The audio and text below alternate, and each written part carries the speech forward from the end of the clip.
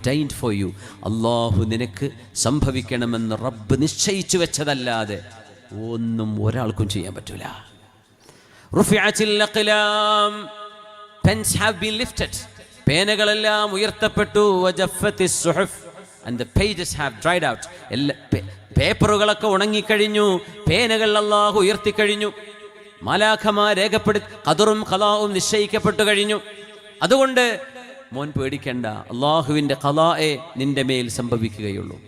നമ്മളിൽ നിന്ന് നമ്മൾ ചെയ്യുന്ന പണിക്ക് നമ്മൾ ഉത്തരവാദികളാണ്. അത് നമ്മുടെ ഇഖ്തിയാർ കൊണ്ടുള്ള, നമ്മുടെ ചോയ്സ് കൊണ്ടുള്ള നമ്മുടെ പ്രവർത്തനമാണ്, നമ്മൾ പറയുന്നതും ചെയ്യുന്നതൊക്കെ. പക്ഷേ നമുക്ക് മേൽ സംഭവിക്കുന്നത് അള്ളാഹുവിൻ്റെ ഖലാ ആണ്.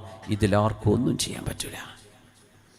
9 വയസ്സുള്ള കുട്ടിക്ക് തവക്കുല് മനസ്സിലാവാൻ, അള്ളാഹു ആരാണെന്ന് മനസ്സിലാവാൻ ഇതിലപ്പുറം ഇനി എന്തുപദേശമാണ് വേണ്ടത്?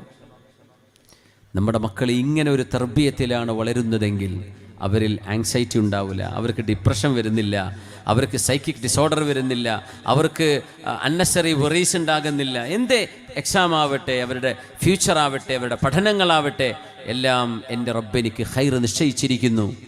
ആ പ്രതീക്ഷയിലാണ് നമ്മൾ. ആർക്കും ഒന്നും അള്ളാഹുവിൻ്റെ ഖദറിനെ മാറ്റി എഴുതാൻ കഴിയില്ല, അല്ലേ? ദുആ കൊണ്ട് അള്ളാഹു മാറ്റും. മോശമായ റബ്ബിൻ്റെ ഖലാഉകളെ ദുആ കൊണ്ട് മാറ്റാൻ കഴിയുമെന്ന് ലാ യറുദ്ദുൽ ഖലാഅ ഇല്ല ദുആ, പ്രാർത്ഥന കൊണ്ട് മാത്രമേ അള്ളാഹുവിൻ്റെ ഖലാഉകളെ മാറ്റുകയുള്ളൂ റബ്ബ് എന്ന് പുണ്യനബി സ്വല്ലല്ലാഹു അലൈഹി വസല്ലം. അതുകൊണ്ട് ആത്മവിശ്വാസത്തിൽ ജീവിക്കേണ്ടവരാണ്. തളർന്നു പോവരുത്. ഈ വാട്സപ്പ് ന്യൂസുകളും ഫേസ്ബുക്കിലെ ന്യൂസുകളും വേൾഡ് ന്യൂസുകളൊക്കെ കാണുമ്പോഴേ നമ്മളെന്താ ഇങ്ങനെ ആയിപ്പോയത്? ഈ ഉമ്മത്ത് സർവൈവ് ചെയ്തൊരു ഉമ്മത്താണ്. അത് സർവൈവ് ചെയ്തുകൊണ്ടിരിക്കും. തിൽക്കൽ അയ്യാമു നുദാവിലുഹാ ബൈനന്നാസ്. അള്ളാഹു ആ ദിവസങ്ങളെ സർക്കുലേറ്റ് ചെയ്തുകൊണ്ടിരിക്കുകയാണ് സമുദായങ്ങളിലൂടെ, ചരിത്രങ്ങളിലൂടെ, സംഭവങ്ങളിലൂടെ, കാലങ്ങളിലൂടെ. നമ്മൾ ആ ചരിത്രത്തിൻ്റെ ഭാഗമാവുകയാണ്.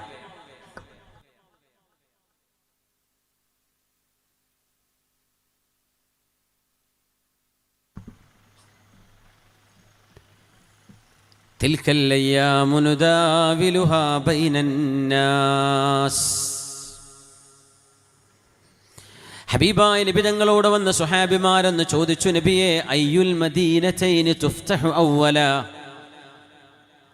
അൽ ഖുസ്തൻതീനിയതു അമിർ റൂമിയ? പുന്നാര നബിയെ, അങ്ങ് ഇസ്ലാം ലോകത്തിൻ്റെ മുക്കുമൂലകളിലേക്ക് എത്തുമെന്ന് പറയുന്നത് മക്കയിൽ കഷ്ടപ്പെടുന്ന കാലത്ത്, മക്കയിൽ കഷ്ടപ്പെടുന്ന സമയം,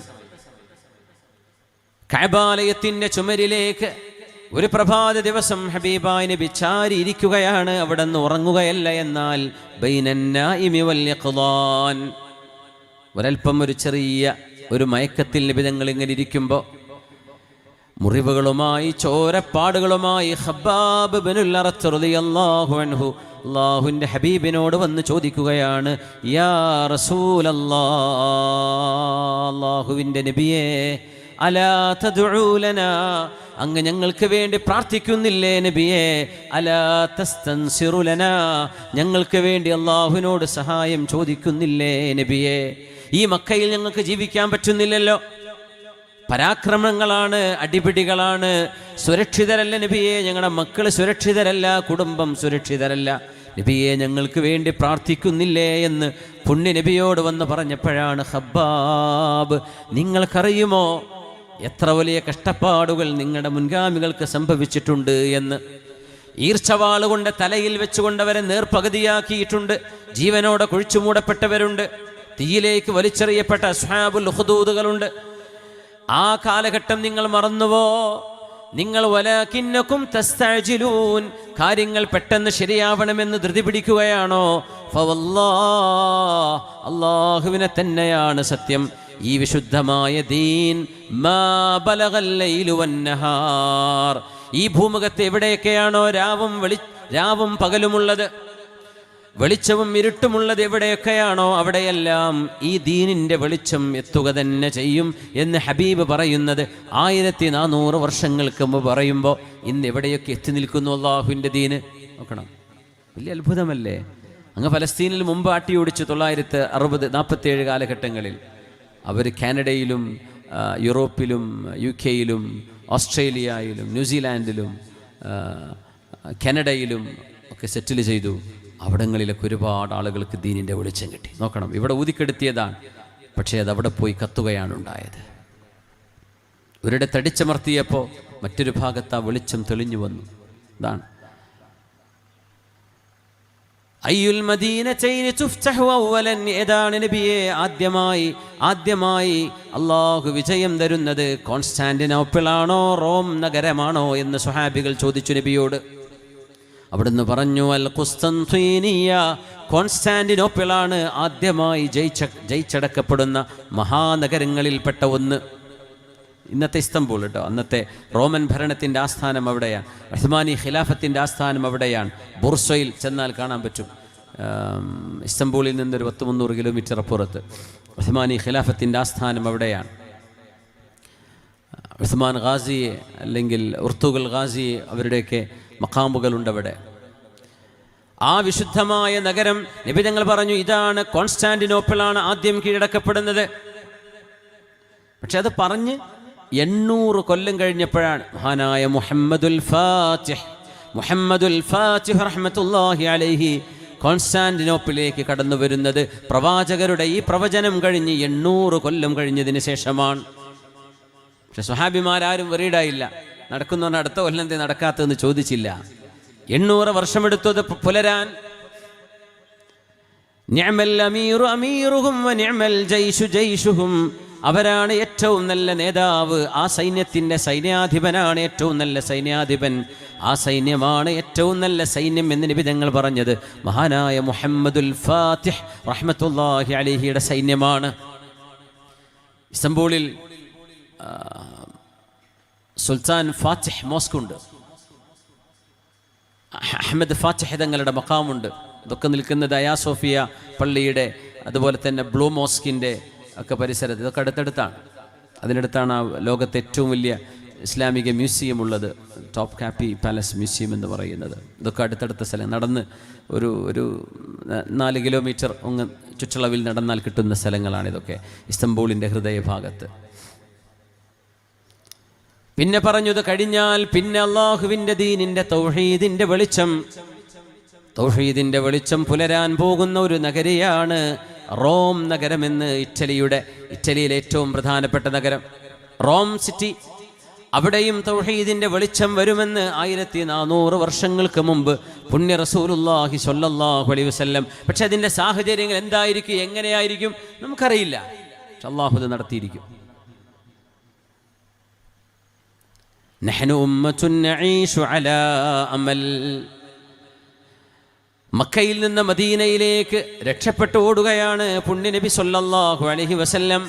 ആ നേരം ഹബീബിൻ്റെ തല കൊണ്ടുവരുന്നവർക്ക്, ഹബീബിനെ ജീവനോടെ കൊണ്ടുവരുന്നവർക്ക് 100 ഒട്ടകങ്ങൾ ഇനാം പ്രഖ്യാപിച്ച ഒരു സമയം. പ്രൈസ് പ്രഖ്യാപിച്ചു 100 ഒട്ടകം. 100 camels for whoever bring Rasulullah alive or dead. 100 ഒട്ടകം കിട്ടും. സുറാഖത്ത് ബിൻ മാലിക് നബി തങ്ങളുടെ പിന്നാലെ കൂടിയില്ലേ റളിയല്ലാഹു അൻഹു. പിന്നീട് മുസ്ലിമായി അദ്ദേഹം. സുറാഖത്ത് ബിൻ മാലിക് പുണ്യ നബി തങ്ങളുടെ ബാക്കിൽ വന്ന് ഹബീബായ നബി തങ്ങളെ വാളുകൊണ്ട് വെട്ടാൻ വേണ്ടി ഓങ്ങുന്ന ആദ്യത്തെ തവണ അവരുടെ കുതിര ഭൂമിയിലേക്ക് ആണ്ടുപോകുന്ന പോലെ അദ്ദേഹത്തിന് അനുഭവപ്പെട്ട് പേടിച്ചു. പുണ്യ നബിയെ വിളിച്ചു, യാ മുഹമ്മദു നബിയെ. വിളിയാളം കേൾക്കാൻ ആ മരുഭൂമിയുടെ നിശബ്ദതയിൽ മദീനയെ ലക്ഷ്യമാക്കി നീങ്ങുന്ന പുണ്യ റസൂലും അബൂബക്കർ സിദ്ദീഖ് റളിയല്ലാഹു അൻഹും അവരുടെ ഗൈഡായിരുന്ന അബ്ദുല്ലാഹി ഇബ്നു ഉറൈഖത്ത് എന്ന് പറയുന്ന മുശ്രിക്കായ മനുഷ്യനുമല്ലാതെ ആരുമില്ല. ഇയാൾ നിലവിളിച്ചു, എന്നെ രക്ഷിക്കണേ. അങ്ങ് പോന്നോളാൻ വേണ്ടി പറഞ്ഞു സ്വല്ലല്ലാഹു അലൈഹി വസല്ലം.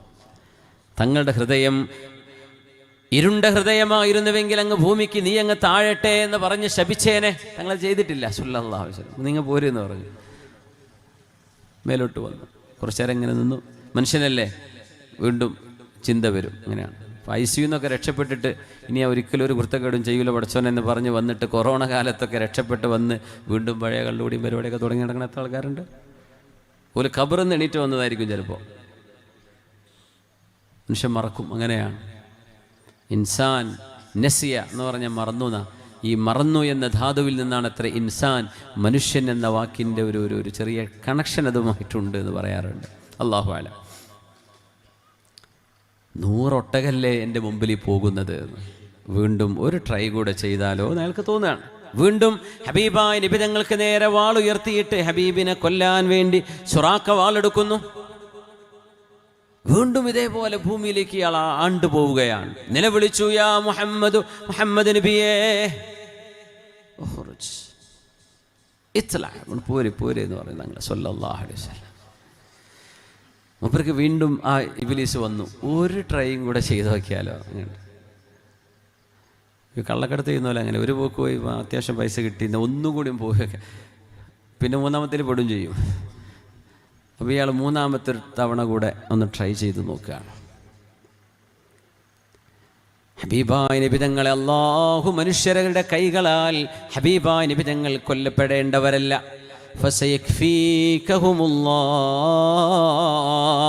നബിയേ, മനുഷ്യരുടെ സർവ്വ കുതന്ത്രങ്ങളെയും വഴി തിരിച്ചുവിടാൻ അല്ലാഹുവിന് കഴിയും.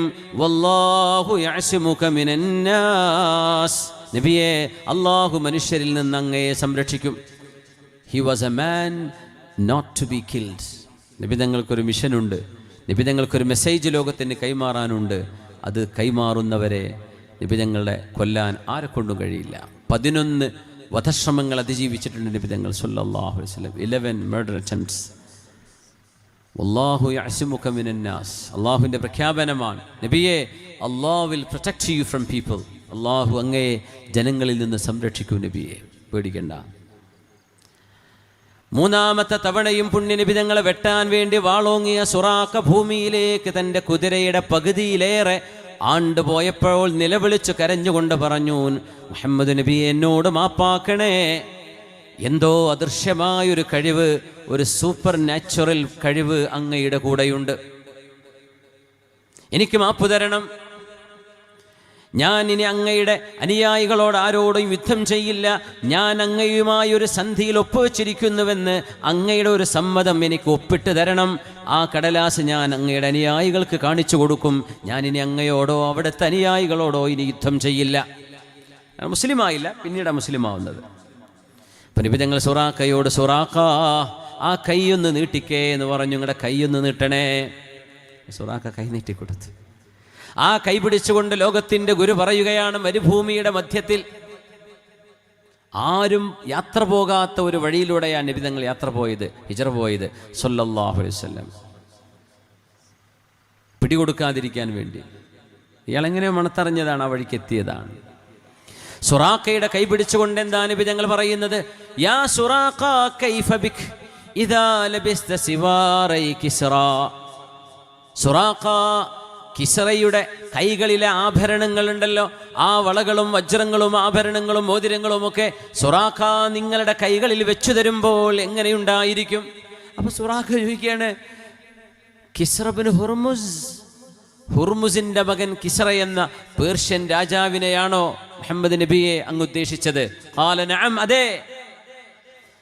പേർഷ്യൻ എംപയറിന്റെ അന്നത്തെ എംപയർ അയാളാണ് കിസ്റ ബിൻ ഹുർമുസ്, ഹുർമുസിൻ്റെ മകൻ കിസ്റ.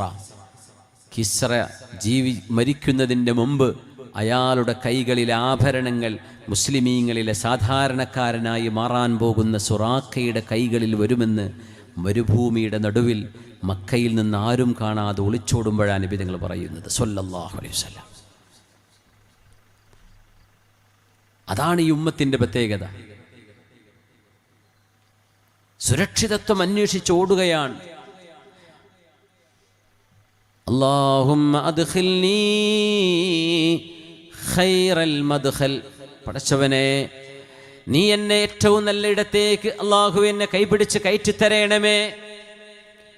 അല്ലാഹുവേ, ഞാൻ കയറി ചെല്ലുന്ന ഇടം അഹബ്ബുൽ ബിലാദി ഇലൈക്, നിനക്ക് ഏറ്റവും ഇഷ്ടപ്പെട്ട ഒരു നാട്ടിലേക്കാക്കി തരേണമേ എന്ന പ്രാർത്ഥനയിൽ യഥിരിബിനെ ലക്ഷ്യമാക്കി, മദീനയെ ലക്ഷ്യമാക്കി നബി തങ്ങൾ പോകുന്ന ആ ഒരു യാത്രയിൽ ഹബീബിനെ കൊല്ലാൻ വന്ന ശത്രുവിനോട് നബി തങ്ങൾ പറയുന്നത് ഒരു 15 കൊല്ലങ്ങൾക്ക് ശേഷം നടക്കാൻ പോകുന്ന സംഭവത്തെക്കുറിച്ചാണ്. അത് ഉമർ റളിയല്ലാഹു അൻഹുവിൻ്റെ കാലത്താണ് സംഭവിക്കുന്നത്. സ്വഹാബികൾ മുഴുവനും ഹബീബായ നബി തങ്ങളോട് ആവലാദികൾ വന്ന് പറയുമ്പോൾ പുഞ്ചിരിച്ച് പ്രതീക്ഷകളുടെ 1000 പൂച്ചെണ്ടുകൾ സമ്മാനിക്കുമായിരുന്ന നമ്മുടെ ഗുരുവാണ് മുഹമ്മദ് റസൂലുള്ളാഹ് ബശ്ശിറൂ വലാ തുനഫിറൂ. സന്തോഷം പറയണേ ജനങ്ങളോട്, സന്തോഷം പറഞ്ഞു കൊടുക്കണേ ജനങ്ങളോട്. വെറുപ്പ് പറയരുതേ, ജനങ്ങളെ വെറുപ്പിക്കരുതേ. വലാ തുനഫിറൂ, ജനങ്ങളെ വെറുപ്പിക്കരുത്. നബി തങ്ങൾ പറയാറുണ്ട്, ബശ്ശിറൂ വലാ തുനഫിറൂ യസ്സിറൂ വലാ തുഅസ്സിറൂ. ജനങ്ങൾക്ക് പ്രയാസമുണ്ടാക്കരുത്, ജനങ്ങൾക്ക് ആശ്വാസം നൽകണം, ജനങ്ങളെ നിരാശപ്പെടുത്തരുത്.